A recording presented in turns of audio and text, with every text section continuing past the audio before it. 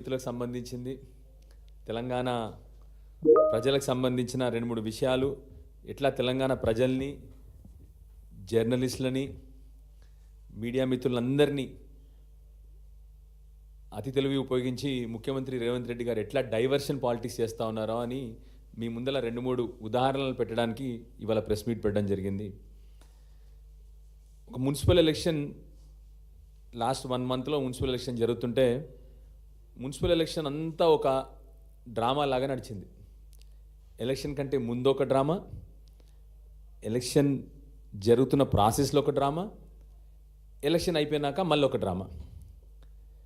ఎవరన్నా మామూలుగా ఏ పార్టీ అయినా లోకల్ బాడీ ఎలక్షన్ కానీ మున్సిపల్ ఎలక్షన్ కానీ వెళ్ళినప్పుడు మున్సిపాలిటీలకు ఏం చేస్తాం, మున్సిపాలిటీలో ప్రజల సంక్షేమానికి ఏం చేస్తాం, మున్సిపాలిటీలో ఉన్న ప్రాబ్లమ్స్ అభివృద్ధి ఎట్లా చేస్తాము, మున్సిపాలిటీలో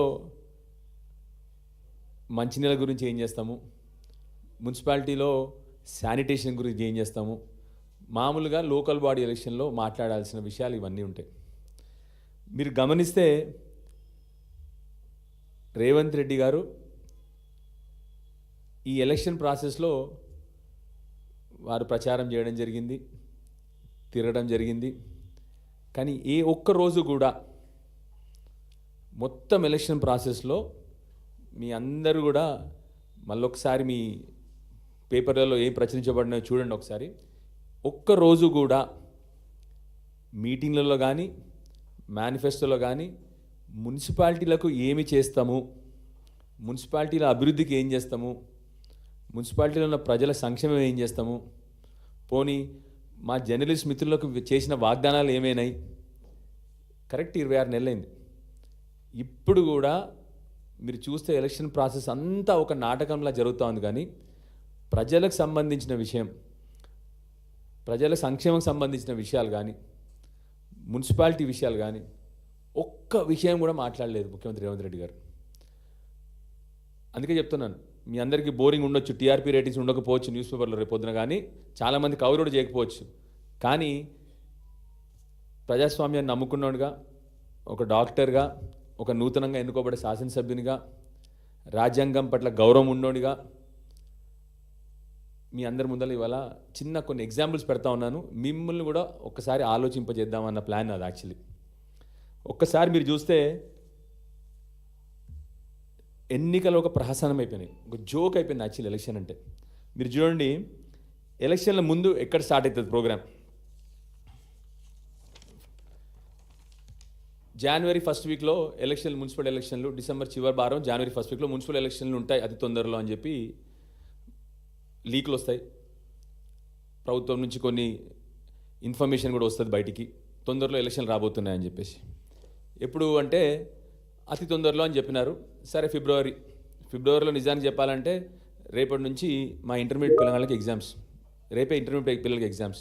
ఇక వాళ్ళ బాధ చెప్పుకుంటూ పోతే మున్సిపాలిటీలో వాళ్ళు అసలు ఎంతమంది నాకు ఫోన్లు చేసినారో చెప్పుకుంటూ పోతే ఇంకా అసలు ఈ ప్రభుత్వానికి సోయి కూడా లేదు వాళ్ళ గురించి. సరే, అది పక్కన పెడదాం. ఎలక్షన్లు స్టార్ట్. ఈ లోపల ఏం జరుగుతుంది, హరీష్ రావు గారు సింగరేణి కాలేజ్లో జరుగుతున్న అవినీతి గురించి ప్రెస్ మీట్ పెడతారు. వెంటనే ఏం చేయాలి, మున్సిపల్ ఎలక్షన్లు వస్తూ ఉన్నాయి, ప్రజల దృష్టి మరల్చాలి, ప్రజల అటెన్షన్ డైవర్ట్ చేయాలి. ఏం చేయాలి, ఇమ్మీడియట్గా 19th రోజు SIT summons Siddipet MLA Harish Rao in phone tapping case. 26 నెలలైంది ఇదే కథ నడుస్తూ ఉంది. 19వ తారీఖు నాడు హరీష్ రావు గారిని సిట్ సమన్ చేస్తుంది. దేని గురించి, ఫోన్ ట్యాపింగ్ కేసు గురించి. ఆ ఫోన్ ట్యాపింగ్లో ఏమైనా ఉందా అంటే మన్ను 26 నెలలైంది, ఇప్పటి వరకు ఎవిడెన్స్ లేదు, ఏమి లేదు. అన్నిటికంటే ముఖ్యంగా ఇదే నెల జనవరిలో ఆల్రెడీ సుప్రీంకోర్టు చెప్పింది, మీరు వేసిన ప్లీని మేము కొట్టేస్తున్నామని చెప్పి గవర్నమెంట్కి చెప్పింది కూడా. అయినా కూడా మళ్ళీ హరీష్ గారిని పిలిచినారు. 20వ తారీఖు నాడు ముఖ్యమంత్రి గారు వారి విహారయాత్రకు బయలుదేరినారు. నేను విహారయాత్ర అని మామూలుగా అంటలేను, విహారయాత్ర అని ఏదో బట్టగాల్చి వరిస్తలేను. నేను ఎందుకు అంటున్నాను కూడా చెప్తాను మీ అందరికీ. ముఖ్యమంత్రి గారు 20వ తారీఖు నాడు దావోస్కు బయలుదేరినారు. దావోస్ తర్వాత ఒక 4 రోజులు ఎవరికి కనబడలేదు. మీ ప్రెస్లో కూడా వచ్చింది 2-3 చోట్ల ముఖ్యమంత్రి గారు మిస్సింగ్ అని. దాని తర్వాత